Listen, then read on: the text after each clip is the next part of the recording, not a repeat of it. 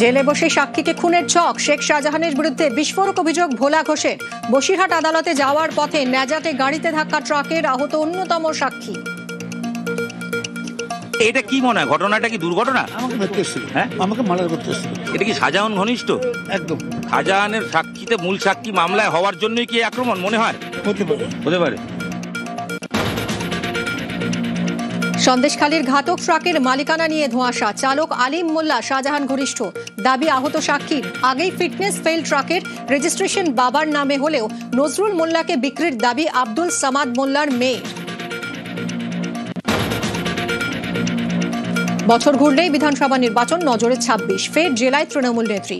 আজ কৃষ্ণনগরে জনসভা মমতার। কৃষ্ণনগর রানাঘাটে মতুয়া ভোট বড় ফ্যাক্টর।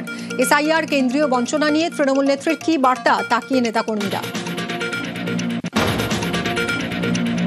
একসঙ্গে বালিগঞ্জ ও রাসবিহারীর ভোটার, একই দিনে দু জায়গায় এসআইআর ফর্ম জমার চেষ্টা। ধরা পড়ায় বিএলওকে হেনস্থা, গালিগালাজ।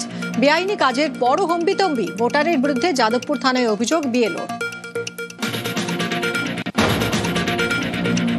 16 ডিসেম্বর থেকে এসআইআর শুনানি। স্কুল অথবা পঞ্চায়েত অফিসে নয়, বিডিও এসডিও অফিসে হিয়ারিং এর নির্দেশ।